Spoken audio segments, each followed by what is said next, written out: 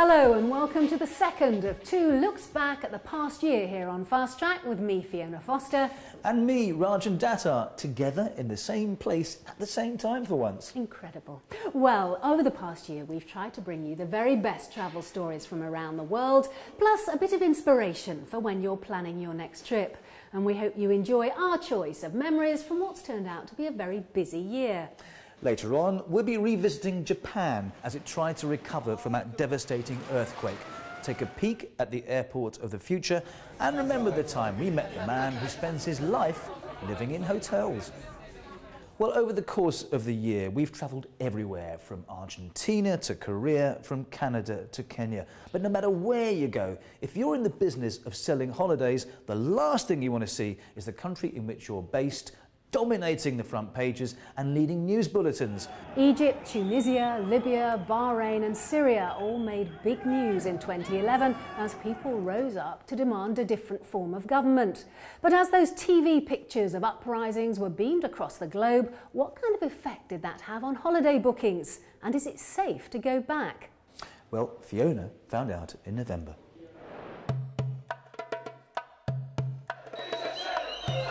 It was in Tunisia in January that the first shoots of what became the Arab Spring were seen, when President Ben Ali fled the country after weeks of popular protest. But the revolution cut annual tourist figures in half, leading to a controversial marketing campaign in Paris and London in which the country mocked its own reputation. Holidaymaker Gwen Meredith made the trip to Tunisia over what's been described as a catastrophic summer season, to find a country in transition. When in Tunis, I came round the corner and suddenly there's barbed wire everywhere, but I felt safe there. Partly because the people of Tunis were just going about their business. They weren't upset, they weren't worried. I think they accepted that this was part of what had to happen. After a revolution, we have received more than 4 million tourists, and we hadn't had any problem. So the problem of security is over, and the war in Libya is over too. So you can come to Tunisia, have a nice trip without any problem, and meet fantastic people. And it's that opportunity to at last openly engage with local people, he says, which has made the country a more interesting place to spend a holiday. Of course, the atmosphere has changed because we can meet the people. We couldn't meet the people before. They were afraid, they didn't talk with you. Now they're free, they can talk with you, they can give you the real story of the places. And this is wonderful.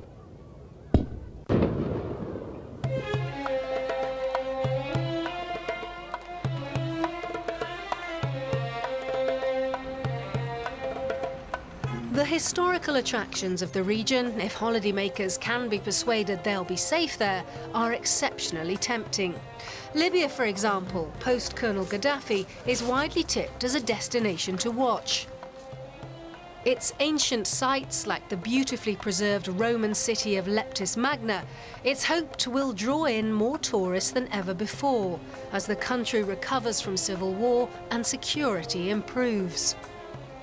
Libya has always been a destination for the cultured traveller, but the feedback I'm getting is that now there's a feeling that people know what Libya is, where they may not have known before, and they're expecting that it will become a hot destination. There have been warnings in place against travel to Yemen for some years now, and in the short term that's unlikely to change while the situation remains uncertain. For Syria, some of those warnings have been strengthened since brutal crackdowns on demonstrations began in January. The US, UK, Canada, Australia and New Zealand all advise against any travel to Syria, given the current volatility. As for Bahrain, well, that's a bit more problematic. The US, for example, warns its citizens to avoid all travel to parts of the kingdom, whereas Canada admits that most tourists don't have any problems there.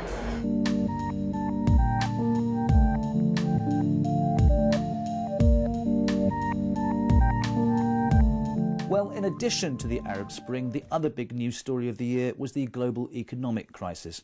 As the recovery faltered, focus fell on Europe as the Greek economy collapsed and the Italians watched nervously from the sidelines. Time for a bout of severe belt-tightening, cried the politicians, which was why we were surprised to learn about a scheme operated by the EU which appeared to offer subsidised holidays to people from member states. A luxury the EU can't afford right now, or a cunning plan to help save Europe's tourism industry? Well, in October, Fiona set about finding out. My girlfriend's gone off with my car. For many people across the continent feeling the pinch, taking a holiday has become a luxury they simply can't afford. And for the resorts and businesses that rely on their tourist euros, that's very bad news. Which is why this trip to the Costa del Sol in Spain, made by a group of Polish tourists over the age of 55, is being partly subsidised by the Spanish government, who are keen to fill up their resorts with visitors from new markets like Poland and Romania in the quiet off-season to boost the economy and keep local people in employment.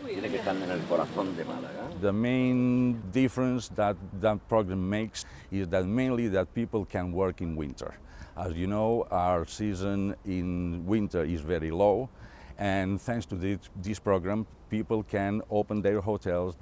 We can work with companies, airline companies, bus companies, the tour escort work, waiters, everybody. It makes a big difference to work or not. Businessman Adam Laskowski, on his 6th visit to southern Spain, agrees that it's not just holidaymakers like him who are benefiting. They don't subsidize us, they subsidize themselves, because when we come here, we pay in the hotel and we go to the shops and spend a few €100, and this way we can help the local economy. If we were not here, they wouldn't be working and would be unemployed. Everyone deserves a break. That's why Calypso promotes low-season tourism. The project is part of the Calypso scheme, which is publicly funded to the tune of €1.5 million this year by the EU, to promote what is called social tourism between the 21 member states who've signed up to it. Those who support social tourism say it's a win-win situation. A win for those who go and a win for the wider economy.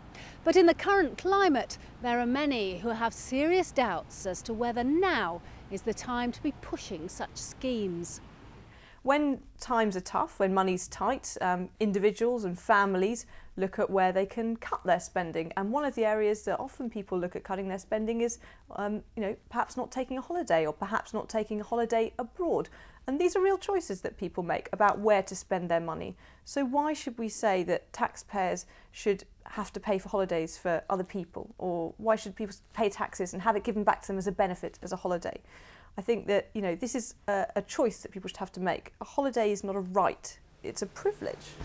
Subsidised holidays for European winter sunseekers in October. But not all disasters to befall the world in 2011 were economic.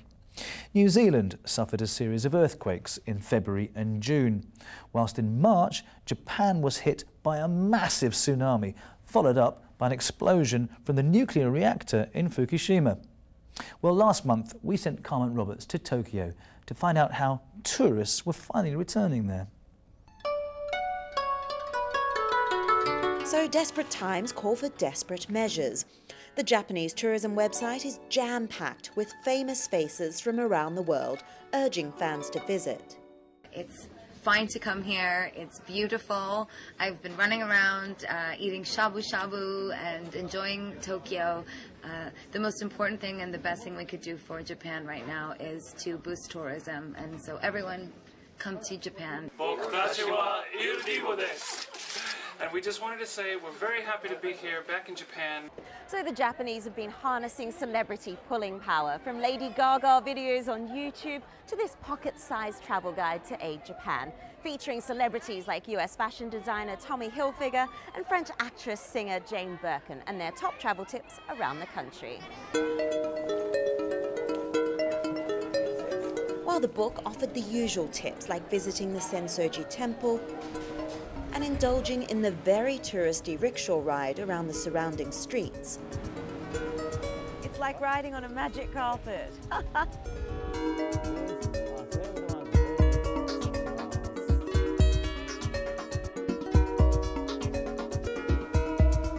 There were also a few gems, like taking a trip to Kappabashi, otherwise known as Kitchen Town.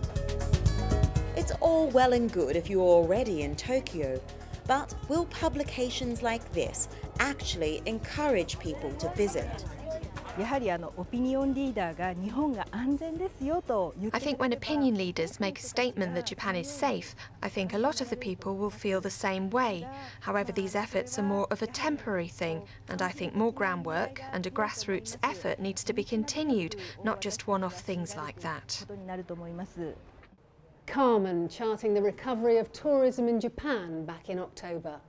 We're off for a short break now, but do stay with us as we continue to delve into the archives of Fast Track 2011, and we'll be taking another peek at the airport of the future.